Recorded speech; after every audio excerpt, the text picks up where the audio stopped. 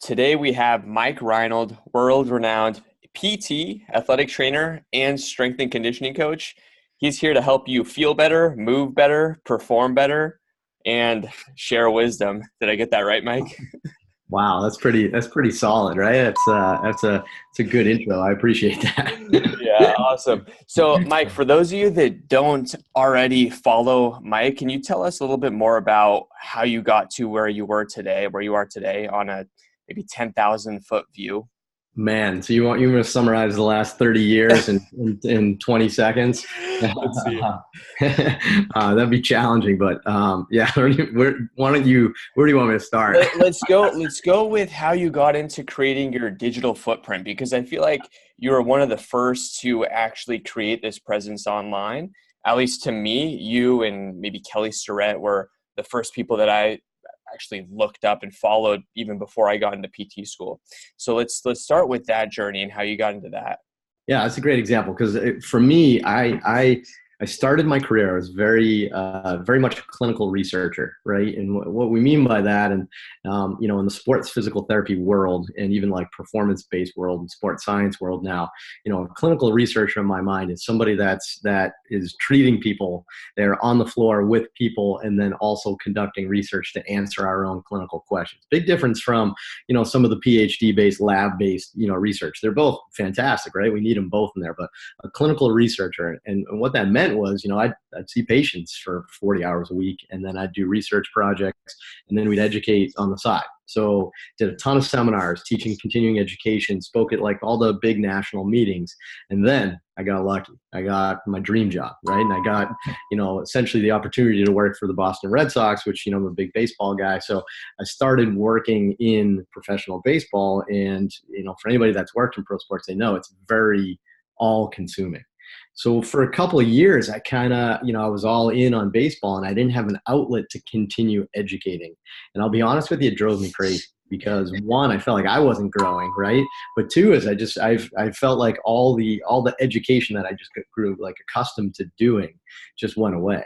So for me, I started my website. I remember really, really saying like, all right, I'm going to start this website. I'm going to like read research articles, and I'm going to, discuss the clinical implications, and just like make it like a blog, where blogs were like 10 years ago. And I'll be honest with you, I tell this to everybody, started for me. I did it for me, right? Because that kept me growing. That kept me reading. That kept me having to articulate my thoughts and try new things with the people I was working with. So I did that, and yeah, like you said, I was lucky. I was essentially first to market in our world. I mean, I'm not smarter than anybody. I'm not better than anybody. I was just lucky. So now it's been over 10 years, and still have a blog that goes out all the time, and a podcast now, and we're doing more on YouTube and Instagram and social media. So it just like evolves as our content continues to adapt over time. Gotcha. And that was a little over 10 years ago, you said, when you Yeah, started this whole process? yeah, it was. I think my 10-year anniversary was over the summer of my blog. I think I started in 2009.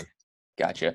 No, I love that the way you said about creating content. For me too, I know when I think about something new that I've learned or something that I think I would have wanted to know maybe a couple years back, that's the way I think about creating content. And when I actually create it on paper, I remember it better because I'm actually having to think about it a little bit more Right, on a right. deeper level.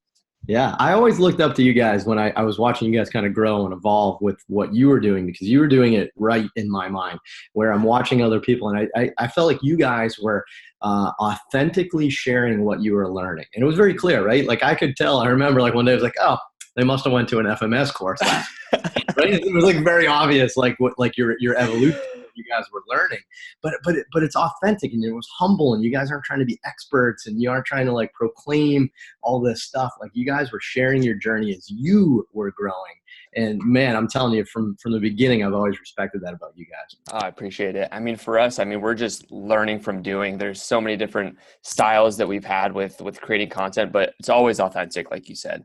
You have to keep it real. You can't pretend like this is the answer to everything.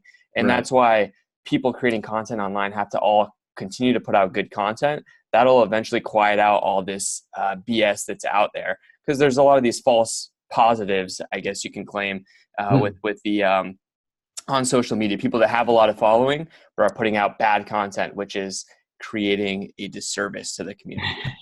I like that. A disturbance in the force. I like that.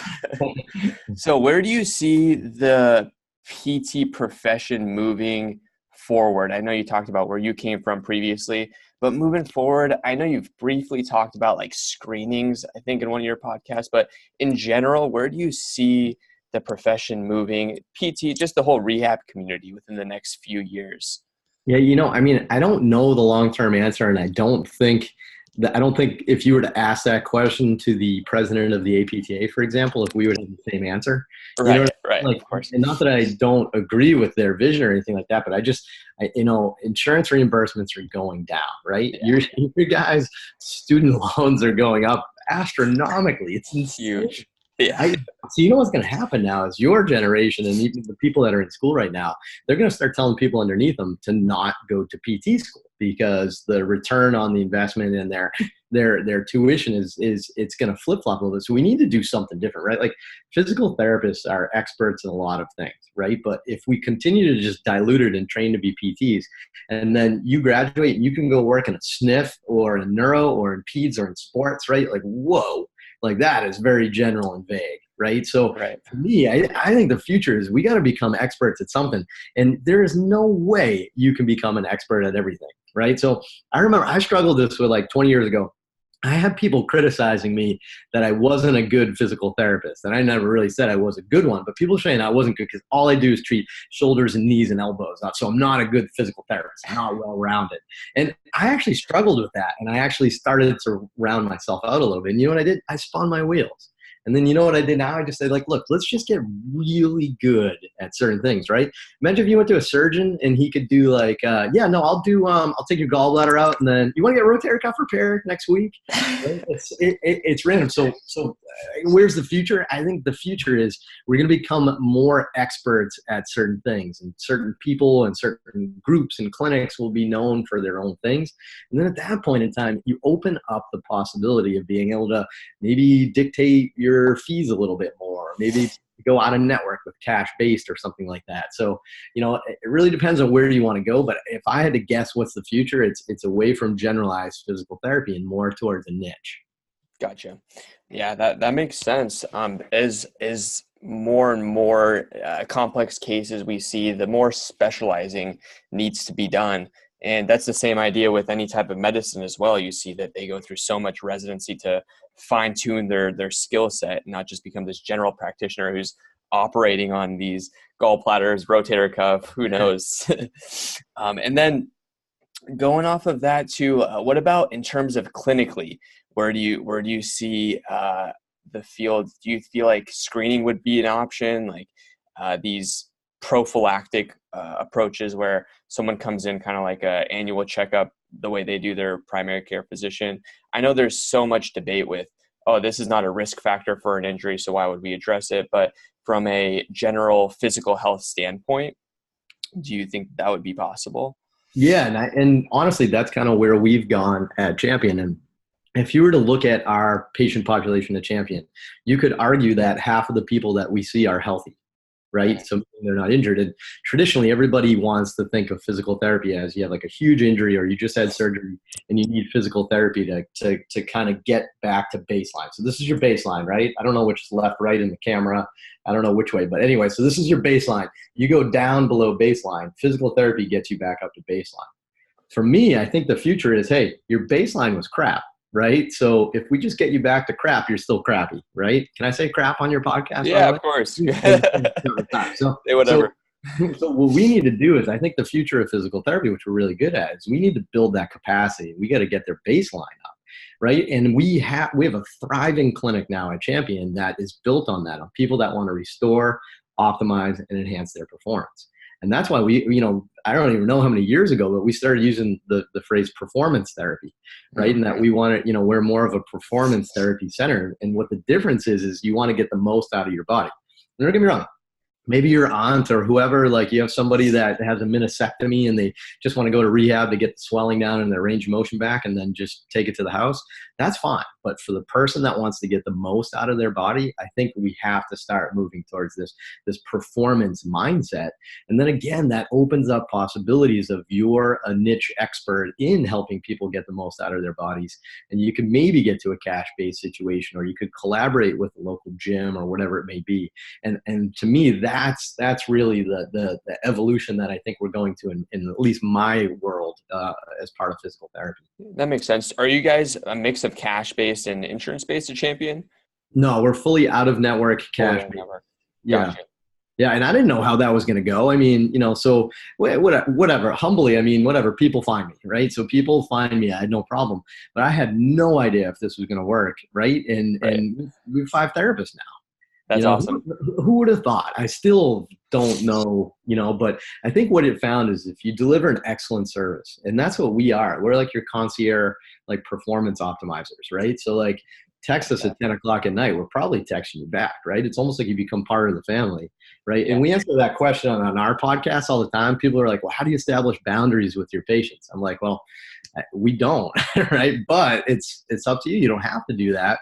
But I think that's part of the thing is people know they can rely on you and you're there to go to bat for them no matter where they are. And that's how we operate at Champion. They're all VIP services. Yeah. That's awesome. The thing I guess that makes sense why you've created your course is because there's a lack of knowledge, it seems like, with new grad clinicians in this performance realm. I know for us, the biggest, I feel like, education hole there was really TheraX, NeuroRead, TheraActivity, all these movement-based interventions that are probably the most builds, to be honest, out of any other code. And and it wasn't just us. As I talked to other students as well, there's a huge gap in knowledge with performance and exercise progressions. And it just seems like so backwards because that's what we're prescribing. Why are we not learning it more in the actual didactic work? I mean, so the 2 big things that we saw. So and this is funny. So when we started Champion, I kind of had a couple of philosophies. I had tons of philosophies actually, but a couple that are relevant to this conversation, right? But like one of them is I came from the pro sports model, and I'm still part of the pro sports model. And what we do is we collaborate as interdisciplines. So PT, athletic training, chiropractic, strength coaches, nutrition, everybody all works together to help the person get better. I thought that was crazy that wasn't happening for the general public. But 2, more than anything else, I still think it's absolutely absurd that if somebody with low back pain were to walk into a physical therapy clinic with 5 PTs right now, they would get 5 different valves and 5 different treatments from the same group of people. So like you have no systems, you have no way of communicating, and you don't have like a philosophy. It's just like, yeah, sure, like we'll just hire anybody and do whatever you want, like, so we had to have, like, we said, like, hey, this is the system we've been following with our pro athletes, and we're going to make this work for everybody. And we kind of outlined it, right? So we did this, and I had no intention of sharing this, right? This was just going to be like our system. And then 2 things started happening, right? Social media took off even more so, right? Blogs are less exciting, and social media is huge now. Yep. I cannot imagine what it is like to be a student or a new grad right now with how overwhelming everything is. There's so much crap on social media right now. And trust me, the experienced clinicians, we laugh at a lot of what we see because we see young clinicians like saying things like with authority. Bold claims. Oh man, in 3 years, you're going to regret that you like went that hard on that topic because we've all been there. I thought that too. And then I learned a little bit more. And, there's too much education happening without experience. So now everybody's arguing on social media. So everyone's overwhelmed, right? But here's the other thing. This is, I think, the kicker for me. Everybody's focusing on just collecting a bunch of ingredients, and nobody knows how to put it together into a recipe. And that's kind of what we did. And that's our Champion Performance Specialist course that we're kind of getting together. Look, here's our exact recipe. To be honest with you, I don't care what you use for ingredients. You want to put a little more salt in yours and I'll put a little more pepper in mine, that's fine. But here's the framework with how to make it succeed. And I think that's why everybody's loving it. I mean, what people are saying it's humbling again because everybody's, so taken aback by just if you simplify your thought process, I think we all know more than we think we do, and we're all more prepared than we think we are. But the overwhelm on social media makes everybody doubt themselves. It's crazy right now. Yeah. Well, this is the one you came out with not too long ago, right? Yeah, so earlier this year, and we're kind of doing it in enrollments. Yeah, but it's like the summation of my career. And to be honest, it's exactly what we do at Champion. It's our systemized approach to helping people restore, optimize, enhance their performance. And that's, from therapy and training, it's everything. And I'm not trying to, pitch the dang thing. For me, it's more about like, the topics of it here, because I share with you, I have a free course, an introduction to this that I think gives you a ton of great info. I just want to share the recipe with everybody. No, it makes sense. I mean, it's filling in a problem that's a real problem that exists, especially when people are trying to seek information. You see people online swinging the pendulum all different directions, and then the clinician doesn't really know what to believe. And so at the end of the day, they're just going to pick and choose what they think is the most credible. And maybe what's the most credible is the person that has the most followers, which we know is not necessarily true. Right. It's that Kardashian index that JOSPD actually talked about, where it's like false positive, true positive, all those that cool little index that they had. But yeah, so this sounds pretty interesting with helping people create a linear way of thinking in a system to plug in. And then from there, they can adjust it how they want, right? Some people can, like you said, add a little more salt or adjust things a little, because obviously everyone's a little different, and a little bit of a different interest, or their patients may be a little different. But that sounds awesome. Yeah, I think that's the main point too. The other thing I wanted to just kind of mention on that a little bit too is the problem we're starting to face right now on social media, and we talked about this in one of our podcast episodes recently too, is I'm starting to ask the students that come through Champion, I'm starting to ask some of the young clinicians that are in my programs what they're doing for Con Ed and stuff now. And people aren't going to big conferences anymore. And people are not, like, we met at CSM the first time, right? Like, we were at a big conference. That was huge. But people aren't doing that. And you know what? People aren't reading journal articles anymore. So you know what they do? They go to Instagram, somebody else read it, and they don't read the article, and they just say, two things. And I've been using this example a lot lately because I can cite this and show you recent researches, but you can find like something like a systematic review right now. We are getting way too carried away with systematic reviews, but we literally have systematic reviews that show, like, does manual therapy work for shoulder pain? What does that mean? How do you define manual therapy? Was it a skilled person, was an experienced person? Like, what was it? And what's shoulder pain? What's your patient demographic? What's their diagnosis? What were their MRI findings? What was, how old are they? And you look at some of these, and they literally, the subjects are age range 25 to 65. And you're like, so you know what the conclusion is always going to be in that systematic review? Inconclusive. And inconclusive doesn't mean it doesn't work. But now you go to social media and you see one person saying, look, manual therapy is a waste of time.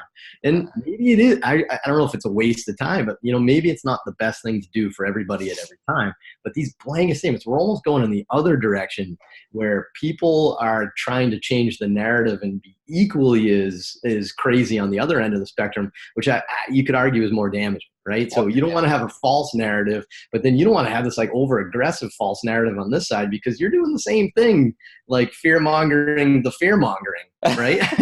You know what I mean? Like, so, yeah. Again, a lot of people are right. So I'm not saying this is bad. I think it's close. I think the pendulum just needs to swing. Again, it comes back to, I just feel so bad for somebody that's early in their career that is trying to get out there now, because it's super confusing. Yeah. Why do you think so many systematic reviews are coming out more and more? Just because that's what people are looking at? Yeah, well, systematic reviews are the easiest to do. So every fellow, resident, like early PhD, systematic reviews are really easy to do. You literally don't have to do anything, right? So it's you just put it together. So there's no research project.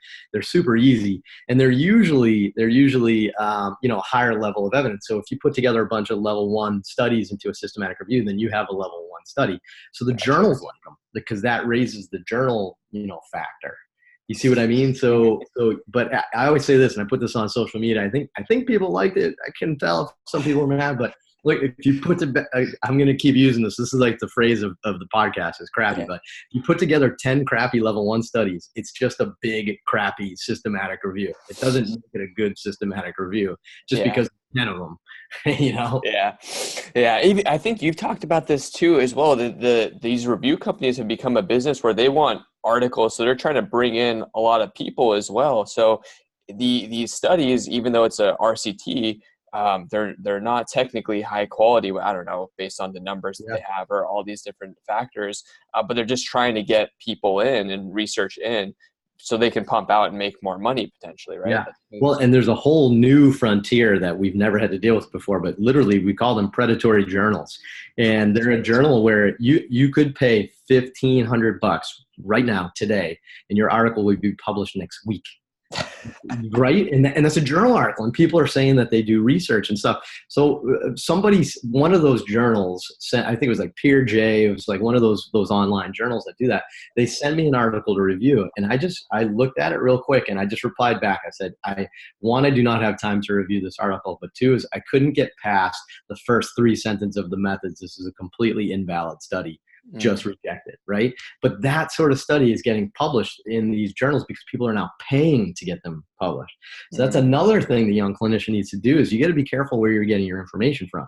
Shouldn't be getting it from Instagram, right? That should be like, Instagram's like, edutainment, right? And I think you can keep it that way. But like, if you don't recognize the journal, that's a bad sign. Just stick to the main journals, like, JOSPT, AJSM, BJ Sports Medicine, like, Journal Shoulder Elbow. I mean, just stick to the classics, because the editorial review board are some of the best clinicians on this planet, and they're making sure that the best research gets published in those journals. Makes sense. Do you recommend following these journals in a specific manner, like subscribing to them, or using something like I use QXMD. I don't know if you've heard of that, but it's easy way to just follow specific journals or specific keywords even, then I get notified anytime. Oh, nice. I haven't seen that. I'm old school. I still use the RSS feeds, which I bet you some of your people don't even know what an RSS is, but it's like the way you follow blogs or something. But most journals have an RSS feed. And then I use an app called Feedly, like Feedly, but Feedly, like you can follow a ton of stuff. I follow you guys. There's a bunch of stuff I follow in there, but you can follow all the latest table of contents. And then just like when you're bored, you just open up, you look at the table of contents, you can star one. You're like, oh, that's a good one that I could read later, like that sort of thing. But you got to stay up to date on that. Not everything, right? Just pick the things that are most relevant, to you, is the way to do it. Yeah, that specializing idea where you know who you see, and then from there you make sure you're the best at who you see, not just an average clinician on every potential diagnosis that you could see as a physical therapist. Right. If there's a new article on baseball, I want to know immediately when it's published. So I have these alerts set up because that's what I want to know. Everything else, I'll just review like shoulder, knee stuff like every now and then. But if something comes out on baseball, there's like a new study on Tommy John's or something like that, I want to get an alert the second it comes out. So, there's ways to do it. And then look, there's some good people. Like I think two of the best right now, I would say, are probably on Instagram. It's probably Lenny Macrina and Mike Reinman, but they are doing a great job because why? They're classic clinical researchers, right? So what they're doing is they're doing a recent study and they're reviewing it very, unbiased. And, and here's what the results are. They're doing a great job to kind of follow, guys like that know how to analyze the data. On Twitter, there's even more. I mean, Tim Hewitt's like all over Twitter, for good or worse. Sorry, Tim. He's not listening. He's fine. But Dan Lorenz does a good job. There's a ton of people on Twitter doing it. For me, I can't learn off Twitter. I don't love Twitter. It's more just interacting. But anyway. Gotcha. Going off of baseball, I wanted to talk about something that is a little bit of a gray area with when to address like asymmetries, for example, of the shoulder. I know we talk about like the arc of motion has to be less or at least less than 5 degrees of the opposite side, but then you want to make sure the total arc is still less than like a crazy number like 176 I've seen, where you want to make sure the shoulder is not just moving all over the place. So when and I know this is a super gray area, but when is it where you want to address this asymmetry from side to side in your mind? Yeah. When is this an adaptation that is structural and we don't want to address it because actually if you try to improve it, you may decrease their performance? Excellent question. I can already tell that your understanding of it is above average, right? Because you already kind of got some of the basics. But so here's the difference, and this isn't a knock towards you. This is a compliment on you. Yeah. So there's the inexperienced, then there's the people that are catching up with the latest research but don't have a ton of clinical experience with it, and that's you. And not in a bad way. I'll tell you why. And then there's someone that then sees it all the time. And here's the spectrum. So at the beginning, if you never work with baseball players, you'll be shocked at how asymmetrical they are. But we spent the last 20, 30 years with, a group of us kind of measuring all the things. We've tried to determine now that these asymmetries are normal. So in a nutshell, what tends to happen on the throwing side is you get more layback, external rotation, but less IR, right? And you can see that on me. If you were to add up my ER/IR, it's pretty close to 180. I have no ER on my left side, but I have a ton of IR. It's pretty close to 180. So long story short, we started measuring this in all of our baseball players, and we were finding that they're side to side. When you add ER and IR up, the number is exactly the same, like to the degree, like 183, right? It was crazy. We were like, all right, this is uncanny. How did you gain this and lose this exactly the same amount? It was crazy.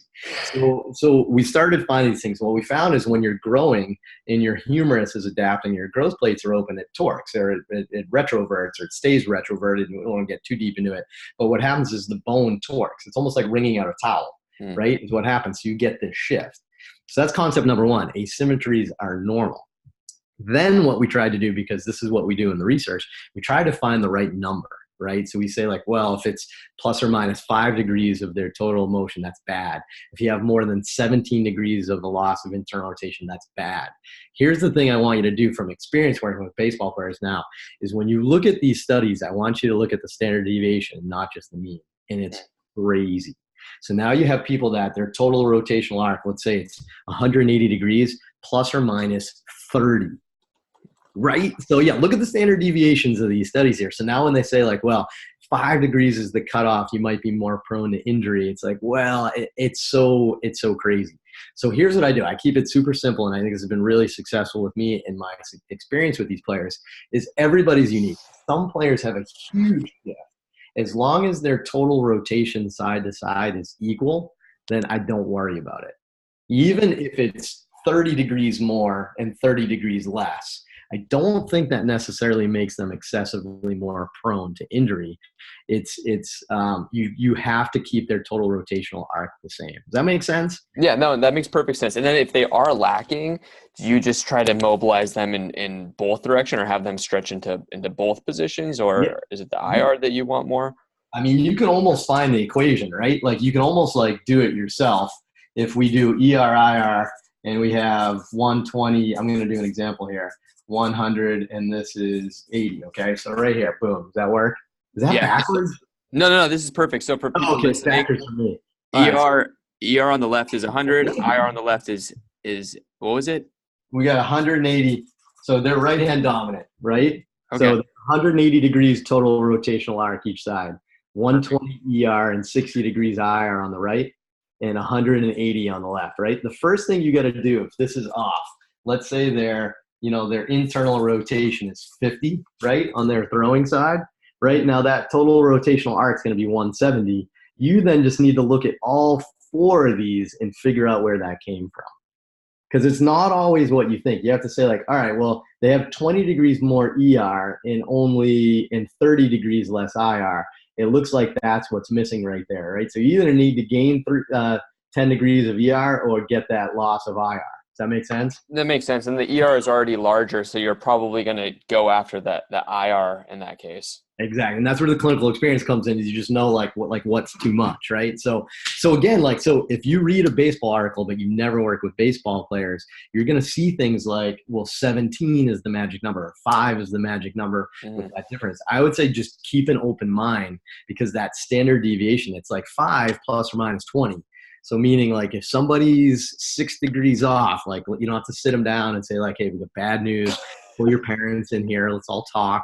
You know what I mean? Like just realize it's not the end of the world. I actually think those studies are pretty misleading with that. Like you just got to be careful. So you got to see it. But you know what we're actually finding more of those? We're finding everybody has too much ER now, because they're doing things like weighted balls and too much long toss and too much throwing, that they gain more ER. But Gotcha. We No, could that have a master class on this, by the way.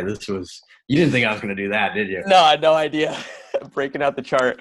There you go. That's funny. So I guess for things like the hip, would you say, I think it's not as well understood as the shoulder, at least from what I've been looking up.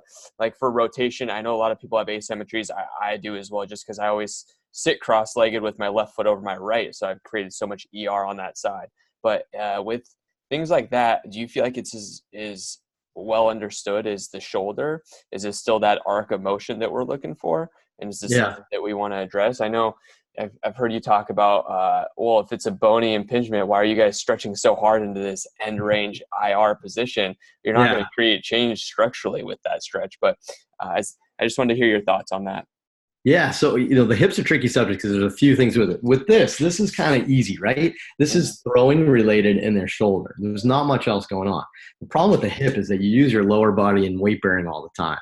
So we do appreciate the same concept of total rotational arc, and we do measure side to side because what you're going to see if people have like a huge asymmetry of their pelvis, right, where you have like a little bit more anterior posterior tilt on one side versus the other, which is very common. We're all asymmetrical, remember? Yeah. The more that is, right, and I'm just hyper exaggerating, but the more that is, then the more your arc's going to change, right? So you're going to, but as long as they add up, you're okay. So that's why this concept of symmetry is very alarming because everything's based on like this plane, right? But like, if it's an obliquity to their hips, then we should be measuring in that obliquity as well, if that makes sense. So Mm. that's a big part of it. The problem with the hip that we're finding is that because it's weight bearing and stuff like that, and actually we're getting cam and pincer lesions, which are really bony lesions from overdoing it.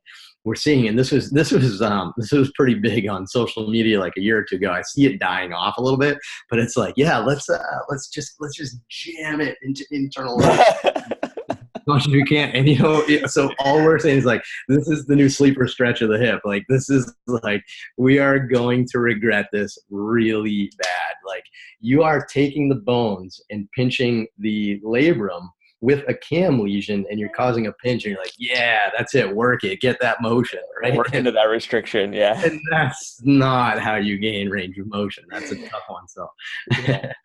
Gotcha. So a similar idea though, looking big picture, make sure the arc of motion's there. If it's a bony impingement, we know that because when we stretch it, it doesn't improve. But if you retest it and it improves, then good. Maybe we are stretching some soft tissue around the area. yeah. Yeah, and I would focus more on your pelvic alignment than than mobilizing the hip. Mm. Tons of soft tissue. We love soft tissue. We do soft tissue and stuff because people are just a little asymmetrical, right? And if you just kind of like work on the soft tissue and stuff, and you just embrace the asymmetry, which I think is fine, you'll actually see that they're not as far off as you think. Gotcha. So see if you can improve it with some muscle activation or soft tissue mobilization. And if it Yeah. improves, good. If not, maybe the pelvis probably can potentially be a structural change as well, right? Absolutely, and just remember, everybody's asymmetrical. We're all our internals are different. Internal organs are different. Everybody's a little bit off, but you can have different level degrees of that, just like anything else. And then remember, we're sagittal world, right? So I'm gonna make this up. Let's make this totally aggressive. Here's your pelvis. You're like crazy asymmetrical, right? What are you gonna do though? You're still gonna go to the gym. You're gonna go into the rack like this. And you're going to squat like this, right? Even though you should be squatting like this, right? Does that make sense? Like, Yeah. this Yeah. is a good example where the reason why people get into a jam is that we don't embrace our asymmetries. And I don't know if we can fix most asymmetries. Now, don't get me wrong. I think most people are asymmetrical, and then our patterns, our postures, our adaptations, we add cumulative asymmetries on top of that. So you can address that. But I think it's more about understanding and embracing the asymmetries and working within that alignment in an intelligent manner. Gotcha. And then would you say the same for thoracic spine? For example, if the rotation with like tennis players, baseball players, I'm sure they have a lot more rotation to the right than rotation to the left. But then is this something that you'd want to address as improving T-spine rotation to the left? Or is this something that you kind of want to leave so they can keep that full range of motion to the right? Yeah, it's the same thing. So I remember when asymmetries and functional movement, all this stuff started getting like super popular, like 15 years ago. Gray Cook started exploding and all that great stuff that was happening to our professions. I remember with the Red Sox, we actually had a whiteboard session. We said like, all right, what are all the asymmetries in baseball players? And newsflash, there's a ton. It's terrible. Yeah. but like everything is to the left, to the left, to the left. I mean, they run to the left, they throw to the left, they swing to the left, right? So there's all these asymmetries. And we said like, all right, you know, we had this like session, we're like, all right, so what can we do to counteract these asymmetries to keep them healthy? And then we said, well, wait a minute. Do we need those asymmetries to perform as best as we can? It's an asymmetrical sport. Yeah. So, and I think that was the overall answer, right? Because like, let's say this, for example, right? If I were to like make that more symmetrical, you're done. You just lost your job, right? Like you can't pitch anymore. So, you know, we embrace the asymmetries, but what we do is we do a couple things. Is we measure everything on everybody, and we're looking for the outliers. We're looking for the low hanging fruit. So somebody that has like global loss of thoracic mobility is a good example. Let's just enhance thoracic mobility in general. Somebody has a huge asymmetry. Let's work on that a little bit here. So I would say is don't nitpick the minutia. Just find your low hanging fruit, and I think the majority of time you're going to be very successful with that approach. Love it. Cool. So then I know you got to be in the clinic in a little bit here. Let's wrap it up with these final 2 questions that I've asked every guest. Well, I only got through maybe a third of the topics I wanted to talk with you about. Maybe we'll have to have a second episode soon here. But what does prehab mean to you?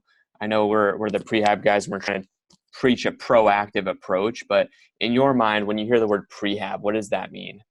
Well, unfortunately, I think it means like pre-surgery and stuff like that in a lot of people's mind, meaning like it's probably already too late. I think what we all need to do, and you guys, you know, huge kudos to you guys, is trying to preach that prehab is what we do to not need rehab, right? It's to enhance yourselves, to optimize yourself. So I think that's the word that always comes back to me is optimize. Optimize. I love it. No, and I think you're completely spot on with that. Prehab has been thought of the pre-surgical route, but we're trying to take it a step further by allowing people to be proactive before that injury itself, so you don't eventually need that surgery. Yeah, but even prehab before surgery is shown to have great outcomes as well. So even if it's just for that purpose, that's still beneficial. Sure. And then what is one piece of advice you would recommend for our audience? I know you've talked about a few different things in terms of keeping up to date with the literature, but one piece of advice that you'd recommend. Well, for me, I think right now it's about always keeping an open mind. I feel like really some of these debates that we're seeing on social media, there's a lot of closed-mindedness on both sides. I'll be the first to tell you now, I've been doing this for 20 years. I've changed my mind so many times because either new research has come out or a friend that I respect has convinced me of something otherwise, or more importantly, the people in front of me have experienced something and then I learned from that. So keep an open mind, because I think what happens is if you're very strong in your decisions, like you're trying to get likes or whatever, or even like that type of person that's online that's very like strong in their opinion, what tends to happen down the road is you spend a lot of time defending that instead of keeping an open mind. So a new research article comes out and you're trying to fit it into your current beliefs versus keeping an open mind and pivoting when we learn more. Because most of what we know in this field is gray, right? And it's going to be gray, and it's going to be gray for a long time. I don't know if we're ever going to be able to have good evidence for most of what we do. So keep an open mind, or otherwise you're just never going to grow. Yeah, no, that's very true. I've heard you say this once before and it cracked me up. The only thing I know is what we know now is wrong, meaning that it's always going to change. Things are always going to change. And that's why even when I I teach BFR courses, and that's what I put out first thing, because everything that we know today is going to change. And it's a matter of being open-minded, because you're the one that's going to adapt and build that stronger foundation when the school of thought has now changed. And you see a lot of other older clinicians that are kind of stuck in their ways, and you know, that's just the way it is. Some people don't want to change and keep that open mind. So I love that. Yeah. Think about it. If some new research comes out, right, and you go to your Instagram audience, or you go to your patients, or you go teach somewhere and you say, hey guys, we've evolved. I'm now thinking we do this instead of this. Everyone is going to respect the hell out of you. They're going to think you're amazing for that, versus to the person that's like sticking to their guns with that old thought process and digging their heels in. Like, everyone's afraid to be wrong, to be humble and like go into your patient and saying, I don't know. I don't know the answer to that. Let me look it up, or let me go ask some friends or something like that. They will always respect you more for being humble in that approach than when you try to proclaim expertise when you don't have the experience yet. Yeah, respect and trust you. And now they listen to you because they know that we just don't know certain things. Cool. I love it, Mike. Thanks for hopping on. I really appreciate your time. And I know our audience is going to love this one. That was a lot of good content there. Yeah, thanks again. Yeah, thanks for having me. Like I said, you guys are the best. Respect you guys so much. Appreciate it. And if you guys need anything, just let me know. Real quick, where can people find you going off of that? I'm easy. MikeReinold.com is kind of my home base, but I'm everywhere. All the social medias, YouTubes, all that fun stuff. We have a podcast called the Ask Mike Reinold Show, where people, like our users, or our readers, I should say, ask us questions. But if you go to MikeReinold.com, there's like I said, there's over 1,000 articles on there. There's 10 years worth of content on there. So people always ask where to get started. I'm like, you got a lot of work to do. Don't just head there and dig in. Lots of good content. I'll put the link in the show notes. And thanks again, Mike. Really awesome. appreciate it. Thank you so much. Cool.